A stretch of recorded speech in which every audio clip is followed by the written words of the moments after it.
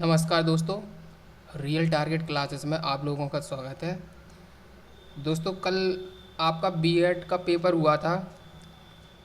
तो दोस्तों हम बीएड का पेपर जो आपका 9 अगस्त को हुआ था उसके हम फर्स्ट और सेकंड मीटिंग के कुछ प्रश्नों को देखेंगे जो पेपर में पूछे गए थे। दोस्तों बात करें पेपर की तो पेपर में हिंदी आपका अच्छा आया था। जीके भी आपका सही आया था। रीजनिंग मैथ भी आपकी काफ़ी अच्छी थी। लेकिन दोस्तों उसमें जो साइंस का पोर्शन था वो काफ़ी टफ आया था। लड़के बता रहे थे कि सर साइंस का पेपर काफ़ी टफ आया था। तो दोस्तों हम देखते हैं कल के पेपर में कौन कौन से क्वेश्चन आए थे। तो हम शुरुआत करते हैं। दोस्तों आपका एक उसमें ये क्वेश्चन था, पावक में कौन सी संधि है। तो दोस्तों पावक में अयादि संधि होगी। अगला प्रश्न देखेंगे, महोत्सव का संधि विच्छेद क्या है। तो दोस्तों महोत्सव का संधि विच्छेद महा प्लस उत्सव है। अगर आपने ये किया है तो आपका आंसर सही है।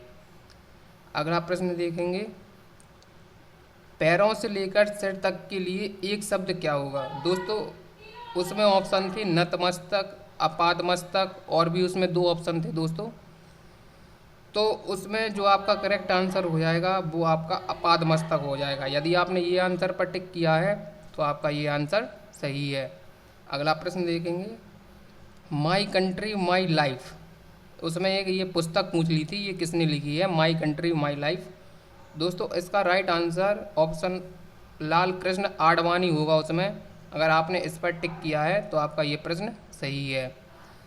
अगला प्रश्न, सर्व शिक्षा अभियान कब प्रारंभ किया गया था। तो दोस्तों अगर उसमें पूछता मिड डे मील योजना कब से प्रारंभ की गई थी तो दोस्तों उसका राइट आंसर हो जाता 1995 में। लेकिन कल जो पेपर में प्रश्न आया था वो ये आया था, सर्व शिक्षा अभियान कब प्रारंभ किया गया था। तो दोस्तों इस प्रश्न का राइट आंसर आपके ऑप्शन में होगा 2000 से 2001 में। तो इसका राइट ऑप्शन यही था।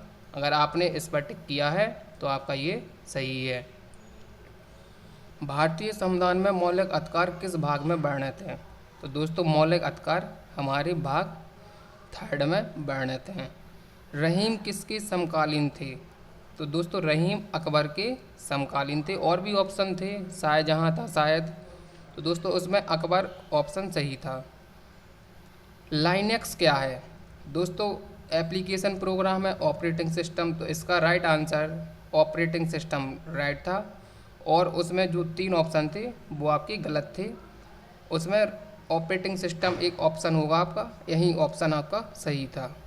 एक मार्ग किससे संबंधित है, आपका ये क्वेश्चन आया था कल के पेपर में। तो दोस्तों एक मार्ग जो होता है वो कृषि और खाद्य उत्पादों पदार्थों पर लगाया जाता है। मोदी जी ने प्रधानमंत्री पद की शपथ पहली बार कब ली थी। तो दोस्तों उसमें ये ऑप्शन आए थे कल के पेपर में आपके 16 मई 2014 को, 24 मई 2014 को, 26 मई 2014 को, 18 मई 2014 को। दोस्तों अगर आपने 26 मई 2014 पर टिक किया है तो आपका ये ऑप्शन बिल्कुल करेक्ट है। इसका आंसर ऑप्शन नंबर सी है, 26 मई 2014 को। दोस्तों अगला प्रश्न आया था, डोंगरी कहाँ की भाषा है। तो दोस्तों इसका राइट आंसर आपका हो जाएगा, डोंगरी आपकी जम्मू कश्मीर की भाषा है और पांडिचेरी की भाषा आपकी नहीं है। आपकी डोंगरी जम्मू कश्मीर की भाषा है। अगला प्रश्न देखेंगे, शरीर की सबसे बड़ी ग्रंथि कौन सी है। तो दोस्तों शरीर की लिवर सबसे बड़ी ग्रंथि है और पैनक्रियास दूसरी सबसे बड़ी ग्रंथि है शरीर की, इसको ध्यान रखेंगे। और जो पीयूष ग्रंथि होती है ये मानव के मस्तिष्क में पाई जाती है, जैसे प्यूटिटरी या पीयूष ग्रंथि बोलते हैं। और दोस्तों ये मटर के दाने के आकार की समान होती है। अगला प्रश्न देखेंगे, रेड क्रॉस के संस्थापक कौन है। आपका कल के पेपर में ये क्वेश्चन था। तो इसका राइट आंसर आपका हेनरी ड्यूनेंट हो जाएगा। भारतीय सेना के प्रमुख कौन है। तो दोस्तों इसका राइट आंसर मनोज मुकुंद नरवाले, इसका राइट आंसर हो जाएगा। कल के पेपर में आपके ये क्वेश्चन आया था। अली शब्द के दो अर्थ हैं। तो दोस्तों ऑप्शन में पिता और भाई था, भौरा और सखी था। इसको भौरा कर लेना, भौरा और सखी था। तो दोस्तों आपका यही राइट आंसर हो जाएगा, भौरा और सखी अली शब्द के दो अर्थ हैं। राष्ट्रपति को राष्ट्रपति पद की शपथ कौन दिलाता है? तो दोस्तों इसका right answer option number B हो जाएगा, सर्वोच्च न्यायालय का न्यायाधीश राष्ट्रपति को राष्ट्रपति पद की शपथ दिलाता है। अगला प्रश्न, पुरुष वर्ग में ऑस्ट्रेलियन ओपन 2020 का खिताब किसने जीता? तो दोस्तों इसका right answer option number C हो जाएगा, नोवाक जोकोविच। लेकिन दोस्तों अधिकतर बच्चे इसमें रोजर फेडरर और राफेल नडाल करके आए हैं, जो कि गलत है। इसका right answer option number C हो जाएगा, नोवाक जोकोविच। अगला प्रश्न, भारत का पहला परमाणु रिएक्टर कौन था? दोस्तों इसका राइट आंसर अप्सरा हो जाएगा। इस क्वेश्चन का भारत का पहला परमाणु रिएक्टर अप्सरा था। दोस्तों ये क्वेश्चन हमने अभी आपको करवाया था जब हमने अनुसूची पढ़ाई थी, आप हमारे चैनल पर जाकर देख सकते हैं। संविधान की 8वीं अनुसूची में शामिल भाषाओं की संख्या कितनी है? तो दोस्तों 22 भाषाएं अभी वर्तमान में संविधान की 8वीं अनुसूची में शामिल हैं, लेकिन जब संविधान लागू किया गया था तो उस समय 14 भाषाएं थी। सिंधी भाषा को 21वें संविधान संशोधन द्वारा जोड़ा गया था। ऐसे ही 8 भाषाओं को जोड़ा गया था, जिसमें सिंधी भाषा, बोडो, डोंगरी, मैथिली, संताली थी और नेपाली, मणिपुरी, कोंकणी थी। तो ये 8 भाषाएं थी जिनको संविधान संशोधन द्वारा जोड़ा गया था। लेकिन जो कल के आपके पेपर में क्वेश्चन आया था उसका right answer option number C था, 22 भाषाएं। दोस्तों अगला प्रश्न आया था, भारत का पहला सुपर कंप्यूटर कौन था? तो इसका right answer option number C हो जाएगा, भारत का पहला सुपर कंप्यूटर परम 8000 था। हवा में ध्वनि की चाल होती है? तो दोस्तों आपका ऑप्शन थे उसमें कल के पेपर में 2020 मीटर पर सेकंड, 2080 मीटर पर सेकंड, 332 मीटर पर सेकंड, 340 मीटर पर सेकंड। तो दोस्तों आपका ये आंसर सही था, ये ऑप्शन सही था, 332 मीटर पर सेकंड, और आपके बाकी के ऑप्शन गलत थे। दोस्तों ये करंट का कल क्वेश्चन आया था, 2019-20 के बजट के अनुसार दुग्ध उत्पादन को दोगुना करने के लिए सरकार ने कब तक का लक्ष्य रखा? तो दोस्तों इसका right answer option number A right हो जाएगा, 2025 तक का लक्ष्य रखा सरकार ने। अगला प्रश्न आया था, ग्रीन जज के नाम से किस न्यायाधीश को जाना जाता है? तो दोस्तों इस प्रश्न का राइट आंसर आपका कुलदीप सिंह हो जाएगा। अगर आपके ऑप्शन में कुलदीप सिंह कहीं हो तो इसका यही राइट आंसर था, कुलदीप सिंह को ग्रीन जज के नाम से जाना जाता है। दोस्तों आपकी ये पुस्तक आई थी कल, the Hindu view of life, the Hindu view of life पुस्तक के लेखक कौन है? तो दोस्तों इसका right answer option number A था, एस राधाकृष्णन। अगर आपके ऑप्शन में ये ऑप्शन था तो आपका यही करेक्ट था। दोस्तों अगला प्रश्न आया था कंप्यूटर से, कंट्रोल+V, कंट्रोल+V का मतलब क्या है? तो दोस्तों इसका मतलब पेस्ट करना होता है। कोलकाता से दिल्ली राजधानी कब स्थानांतरित की गई? तो दोस्तों इस प्रश्न का राइट आंसर ऑप्शन नंबर आपका 1911 हो जाएगा। 1911 में कोलकाता से दिल्ली राजधानी स्थानांतरित की गई थी। अगला प्रश्न दोस्तों आपका आया था, लोकसभा की पहली महिला स्पीकर कौन है? तो दोस्तों आपके ऑप्शन में मीरा देवी था, नीरजा कुमार था, और भी 2 ऑप्शन थे। दोस्तों जितना हमको मिल पाया हमने उसको दोस्तों लिखा है। तो इसका right answer option number A right था, मीरा देवी लोकसभा की पहली महिला स्पीकर थी। फिरोज शाह कोटला स्टेडियम का नया नाम क्या है? तो दोस्तों ऑप्शन में था सचिन तेंदुलकर स्टेडियम, अरुण जेटली स्टेडियम, और भी 2 ऑप्शन थे आपके, लेकिन हमको यही 2 ऑप्शन मिल पाए हैं, जिसमें आपका right option Arun Jaitley stadium right था। फिरोज शाह कोटला स्टेडियम का नया नाम अरुण जेटली स्टेडियम है। दोस्तों अगला प्रश्न आया था आपका, सिस्मोलॉजी किसका अध्ययन है? तो ऑप्शन में आपका भूकंप था, चट्टान था, और 2 ऑप्शन और भी थे आपके, लेकिन इसका right answer option number A right हो जाएगा, सिस्मोलॉजी भूकंप का अध्ययन है। दोस्तों अगला प्रश्न आया था आपका, गर्मधारा कौन सी है? तो एल नीनो आपकी एक गर्मधारा है, इस बात का ध्यान रखेंगे। सार्वभौमिक दाता अर्थात सर्वदाता रक्त समूह कौन सा है? दोस्तों ये अधिकतर बच्चों को इस क्वेश्चन का आंसर पता था, कि सर्वदाता रक्त समूह ओ होता है, लेकिन वो उसमें कन्फ्यूजन हो गया कि ओ पॉजिटिव होता है या ओ नेगेटिव होता है। तो दोस्तों इस प्रश्न का राइट आंसर जो आपका था ऑप्शन नंबर डी था, ओ नेगेटिव सर्वदाता रक्त समूह होता है। अगला, और ए भी सर्वग्राही होता है। अगला प्रश्न देखेंगे, उज्ज्वल शब्द में कौन सी संधि होगी? तो दोस्तों उज्ज्वल शब्द में आपकी व्यंजन संधि होगी। और दोस्तों उज्ज्वल शब्द से आपका हिंदी में शायद एक और प्रश्न आया था, उसमें लिखा था उज्ज्वल का सही रूप क्या है? तो उसमें 4 ऑप्शन दिए थे, तो उसमें एक ऑप्शन ये दिया गया था, इनमें से कोई नहीं। आपका वही ऑप्शन करेक्ट था, इनमें से कोई नहीं, क्योंकि विकल्प में कोई भी शब्द ऐसा नहीं था जो उज्ज्वल सही लिखा हो। तो उसका आंसर मतलब इनमें से कोई नहीं था। सूत शब्द को स्त्रीलिंग में बदलने के लिए क्या करना पड़ेगा? तो दोस्तों उसमें एक ऑप्शन में आपका लिखा था आ को जोड़ना पड़ेगा, तो आपका यही आंसर करेक्ट था, आ को जोड़ना पड़ेगा अगर सूत शब्द को आपको स्त्रीलिंग बनाना है। इधर रेख थी, सूत शब्द को स्त्रीलिंग में बदलने के लिए क्या करना पड़ेगा? तो आ को जोड़ना पड़ेगा। दोस्तों अगला प्रश्न आया था, भारतीय संविधान को कब अपनाया गया? तो इस प्रश्न का आपका राइट आंसर था 26 नवंबर 1949 को अपनाया गया था और 26 जनवरी 1950 को पूर्णतया लागू किया गया था। प्रकाश वर्ष किसका मात्रक है? दोस्तों इस प्रश्न का आपका राइट आंसर ऑप्शन नंबर, अगर आपके में दूरी था तो यही आपका सही ऑप्शन था, प्रकाश वर्ष दूरी का मात्रक है। अगला प्रश्न आया था, बंगाल में द्विज शासन को किसने समाप्त किया? तो दोस्तों वारेन हेस्टिंग्स ने बंगाल में द्विज शासन को समाप्त किया था। ये अच्छा क्वेश्चन आया था, देवधर ट्रॉफी का संबंध किस खेल से है? दोस्तों क्रिकेट से है आपका, ना हॉकी से इसका संबंध है, फुटबॉल से भी इसका संबंध नहीं है। आपके ये 2 ऑप्शन गलत हो जाते हैं। आपका जो सही आंसर था वो था क्रिकेट से। अगला प्रश्न आया था, ऋण शब्द कौन सा है? तो दोस्तों ऑप्शन में थी वाचनालय, पशु, विद्यालय और एक और शायद ऑप्शन था आपका ध्यान में नहीं है वो, लेकिन इसका जो करेक्ट आंसर था वो था पशु। ऋण शब्द पशु है, विद्यालय और वाचनालय आपके गलत हो जाएंगे। अगला प्रश्न आया था आपका, भारत में अनेकों पर्व मनाए जाते हैं। ये वाक्य दिया गया था एक, भारत में अनेकों पर्व मनाए जाते हैं। इस वाक्य को शुद्ध रूप में लिखना था आपको, किसमें? शुद्ध रूप में लिखना था। आप सही कर लीजिए, शुद्ध रूप में लिखना था। तो उसमें 4 ऑप्शन दिए गए थे।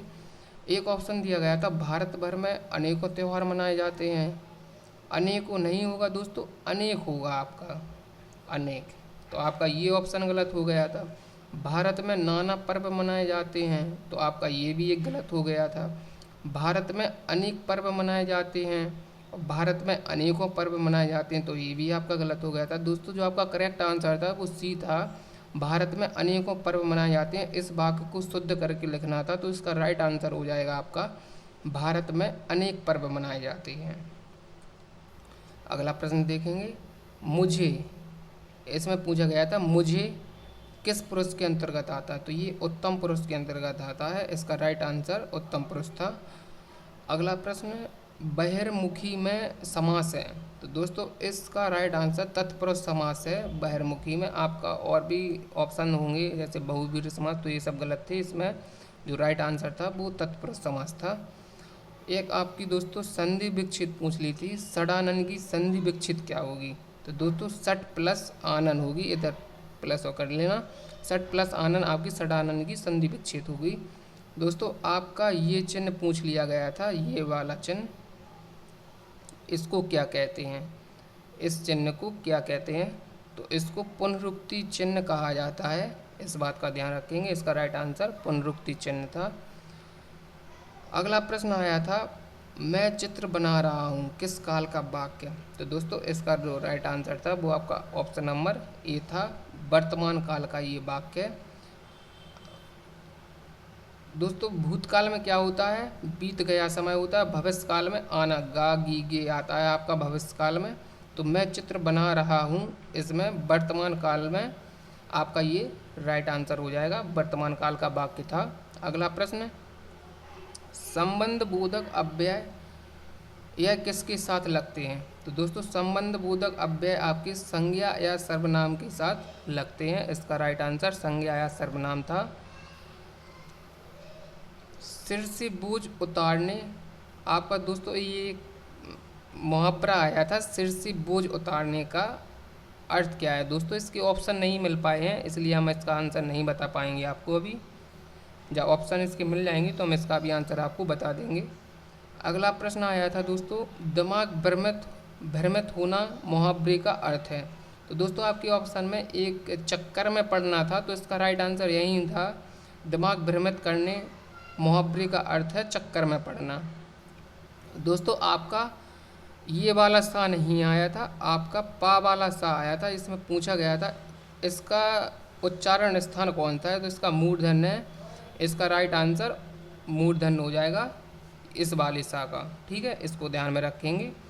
आलू किस भाषा का शब्द है? तो दोस्तों आलू आपका पुर्तगाली शब्द है। अगला प्रश्न आया था आपका दोस्तों, भारत कितने पिन कोड में विभाजित है? तो इसका आपका राइट आंसर था 9। भारत 9 पिन कोडों में विभाजित है।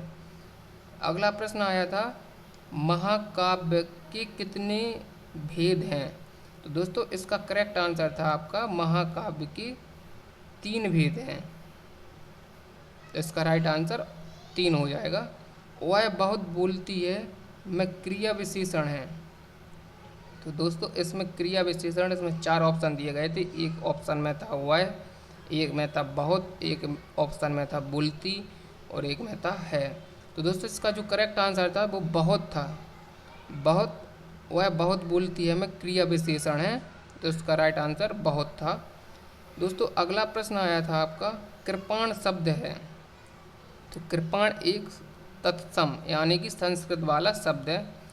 अगला आया था चक्रधर शब्द है। तो इसमें 4 ऑप्शन थे जिसमें एक योग ऋण था, आपका यही ऑप्शन करेक्ट था। गूलर का फूल होना मुहावरे का अर्थ है। तो दोस्तों इस प्रश्न का राइट आंसर जो आपका था वो था कभी कभी दिखाई देना। इसको दोस्तों हम करेक्ट तो नहीं बता सकते ऑप्शन में क्या था क्या नहीं था, लेकिन इसका जो अर्थ होता है गूलर का फूल होना, तो इसका अर्थ होता है कभी कभी दिखाई देना। अगला प्रश्न आया था, ए कोई वस्तु बी को 20% लाभ पर बेचता था। ये मैथ से प्रश्न था। बी सी को 25% लाभ पर बेचता है और सी रुपये 1500 में उस वस्तु को खरीदता है। तो ए का प्रारंभ में मूल ज्ञात कीजिए। तो इसका ए का मूल पूछ रहा था। दोस्तों आपके ऑप्शन में शायद 1100 भी था, 1000 था, तो इसका करेक्ट आंसर 1000 निकल कर आ रहा था। आप निकाल के देख लेना, इसका जो करेक्ट आंसर था वो 1000 था। आप ऐसे निकाल सकते हैं 20% का मतलब होता है 1/5, ठीक है। तो ए कोई वस्तु बी को 20% लाभ पर बेचता है, तो ये जो नीचे की वैल्यू होती है रियल वैल्यू होती है आपकी, और प्रॉफिट लॉस होता है, तो इसी रियल वैल्यू में हम इसको ऐड कर देते हैं। तो इधर ए इधर बी, इधर ए कोई वस्तु बी को 20% लाभ पर बेचता है, तो ए की जो वैल्यू थी 5 और बी को वह 1%, मतलब ये 1 है तो इसमें बी 6 हो जाएगा। और फिर कह रहा है बी सी को 25% लाभ पर बेचता है, तो 25% का मतलब होता है 1/4 और लाभ का मतलब इधर प्लस कर देंगे, यानी कि 4 में 1 का लाभ हो रहा 5। तो इधर हम बी को लिख लेते हैं, इधर सी को लिख लेते हैं। बी कोई चीज़ 4 की 5 में सी को बेच रहा है 25% लाभ पर। अब दोस्तों इस वैल्यू को और इस वैल्यू को हम इक्वल करेंगे, क्योंकि इधर 6 लिखा है इधर 4 लिखा है, तो इधर हम 6 से मल्टीपल कर देंगे, इधर हम 4 से मल्टीपल कर देंगे। तो दोस्तों फाइनली जो वैल्यू निकल कर आएगी हमारी, आप उसको कैलकुलेट कर लेना। तो दोस्तों आपका इस तरीक़ा से आंसर, आपका 1000 आंसर इसका आ जाएगा, ठीक है। अगला प्रश्न देखेंगे, संप्रदान का कारक चिन्ह है। दोस्तों संप्रदान के लिए यूज किया जाता है। अगला प्रश्न, सूरदास की साहित्य की भाषा क्या थी? तो दोस्तों इस प्रश्न का राइट आंसर जो था वो आपका ब्रजभाषा था। ऑप्शन में अवधि भी होगा और भी होंगे, ये गलत थे आपके, लेकिन आपका ब्रजभाषा इसका राइट आंसर था। अगला प्रश्न देखेंगे, जो व्यक्ति हृदय के भावों को जगाते हैं क्या कहलाते हैं? तो वो कहलाते हैं विभाव। अगला प्रश्न आपका, निम्न में से कौन भाववाचक संज्ञा है? तो दोस्तों इसमें आपका एक ऑप्शन मिठाई दिया था, एक चतुराई दिया था, एक लड़ाई दिया था, और आपका एक और ऑप्शन दिया था जिसमें आपका राइट आंसर था मिठाई। मिठाई भाववाचक संज्ञा नहीं है। तो दोस्तों इसको ध्यान में रखेंगे और इसका जो करेक्ट ऑप्शन हमको मिल जाएंगे तो हम इसको और अच्छे से बता देंगे प्रश्न को। एक अगला प्रश्न आया था आपका रीजनिंग का था, यदि रेलगाड़ी को हवाई जहाज को ट्रैक्टर और ट्रैक्टर को कार कहा जाए, ट्रैक्टर को कार और कार को बस कहा जाए, तो किसान खेत जोतने के लिए किस वाहन का उपयोग करता है? तो दोस्तों इसका राइट आंसर कार था, क्योंकि ट्रैक्टर को कार कहा जाए तो इसमें लिखा भी था किसान खेत जोतने के लिए ट्रैक्टर का उपयोग करेगा, लेकिन ट्रैक्टर को कार कह रहे हैं तो इसलिए उसका आंसर जो था आपका कार हो जाएगा। अगला प्रश्न आया था आपका, पृथ्वी शब्द है। दोस्तों पृथ्वी तत्सम शब्द है, आप इसको ध्यान रखेंगे। एक एक आपका ये रीजनिंग का प्रश्न आया था, एक तस्वीर की ओर इशारा करते हुए एक लड़का कहता है कि वह मेरी माँ के एकमात्र बेटे का बेटा है, तो उस लड़के का उस तस्वीर वाले लड़के से क्या संबंध है? तो दोस्तों इसका आंसर जो था आपका पिता था। अगला प्रश्न देखेंगे, रीजनिंग का प्रश्न है आपका। अगला प्रश्न आया था, एक व्यक्ति उत्तर की ओर 10 किलोमीटर चलता है, उत्तर की ओर वो 10 किलोमीटर चलता है, ठीक है। इसके बाद वह दक्षिण की ओर 6 किलोमीटर चलता है। तो दोस्तों जब ये दक्षिण की ओर 6 चलेगा तो ये इधर आ पाएगा, तो ये 6 किलोमीटर दक्षिण की ओर चलता है, ठीक है, इसको ध्यान में रखेंगे। फिर वह बोला है वह पूरब की ओर 3 किलोमीटर चलता है, तो इसको पूरब की ओर 3 किलोमीटर चला देंगे, ये पूरब की ओर 3 किलोमीटर। अब वह प्रारंभिक बिंदु से कितनी दूरी पर है? तो दोस्तों जब ये 6 चला तो ये 4 होगा, क्योंकि ये टोटल 10 था, तो 4 दूरी ये शेष रह गई आपकी और 3 ये बता ही रहा। तो प्रारंभिक बिंदु इसका ये था, ये वाला। तो दोस्तों इस बिंदु से इस बिंदु तक की वह दूरी पूछ रहा है। तो दोस्तों इस बिंदु से इसकी दूरी पूछ रहा है, तो इधर आपका 4 का क्यूब प्लस 3 का क्यूब हो जाएगा अंडर रूट, तो इसका हो जाएगा 16 प्लस 9 अंडर रूट में आ जाएगा, तो 25 आपके अंडर रूट में आ जाएंगे। जब अंडर रूट को हटाएंगे तो आपका 5 किलोमीटर आपका राइट आंसर था। ऑप्शन में कहीं पर होगा, आप देख लेना। ये प्रश्न आपका जो रीजनिंग का दिशा और दूरी से आया था, ये लगभग ऐसा ही प्रश्न था कुछ।